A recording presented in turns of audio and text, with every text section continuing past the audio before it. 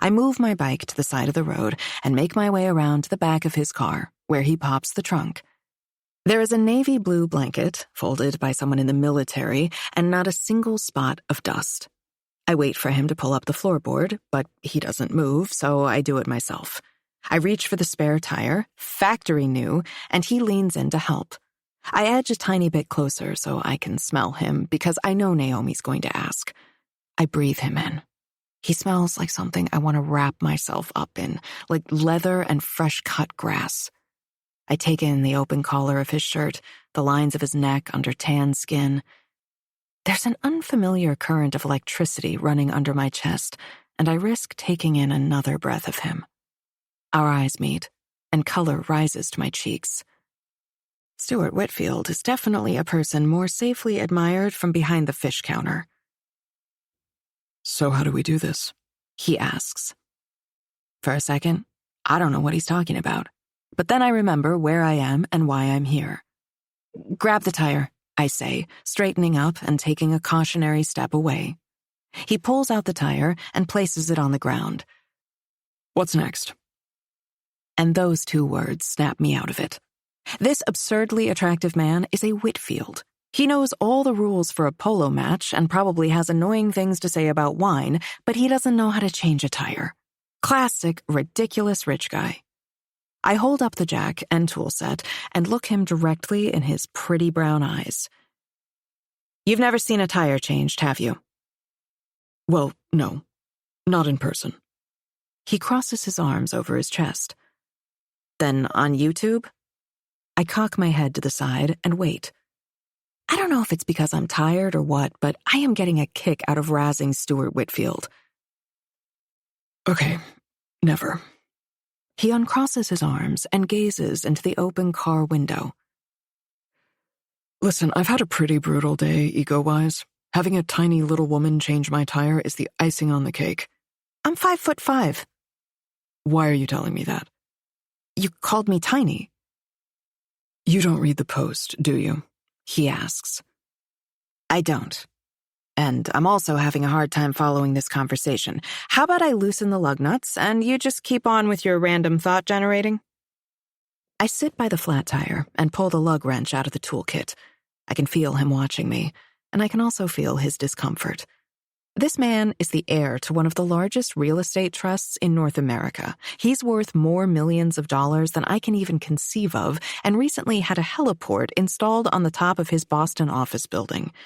But his face tells me he's equal parts shocked and humiliated by the way I've just jacked up the side of his car to remove his bum tire. It's a nail, I tell him. Look. He bends over to have a look at where a large construction nail has pierced the tire, and a car stops next to us. Stuart! The driver calls, and we both look up just as he snaps a photo and drives away. Stuart pops up and puts both hands on his head as he watches the car drive away. This fucking day, he says. Who is that? The press, the Post, who knows? But someone just got a photo of me standing by while a tiny woman changes my tire.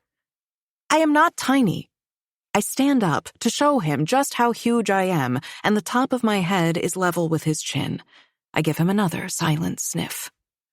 He reaches through the open car window and pulls out a copy of the New York Post, folded back to page 6. I was served this with my breakfast this morning, he says. The headline reads, Fever Pitch, and there's a photo of his beautiful chestnut-haired fiancée, Audrey Mills, with her lips on the neck of a guy in a New York Yankees uniform. That's my fiancée, and the relief pitcher for the Yankees. Ouch, I say. His expression reads more annoyed than hurt. I decide not to mention striking him out in Little League. Yeah, it's really been a day. So are you breaking up? It's the stupidest question. I feel like I'm in high school comforting a girlfriend. I mean, it's none of my business. He takes the paper from me and tosses it back into the car. It's everyone's business now. I sit back down and start replacing the lug nuts to secure the spare. I lower the car with the jack and then get up, wiping my hands on my shorts, and then wiping my forehead with the back of my hand. And I know there's grease on my forehead. I can feel it before I see his eyes go there. Stuart Whitfield pulls a handkerchief out of his inside coat pocket the way a sheriff in the Old West whips a gun out of his holster. I take it and wipe my forehead and then my hands. "Thank you," I say, and try to hand it back to him. "Keep it," he says. "So now what?" "We roll this tire to the trunk. You take it to get fixed. You're good on this spare for 60 miles, but not too fast." When he's closed the trunk, he says, "Why were you delivering my shrimp?" I laugh and gesture to my t-shirt. "I'm Dolly Brick. My dad is Freddie Brick of Brick Fish House." "Ah, best crab cakes in town." "Yep." I am out of things to say to Stuart Whitfield, so I give a half-hearted wave and say, "Drive carefully," and make my way back to my bike. "Wait, how much do I owe you?" he asks. I get on my bike. "On the house," I say. "Hope your day turns around."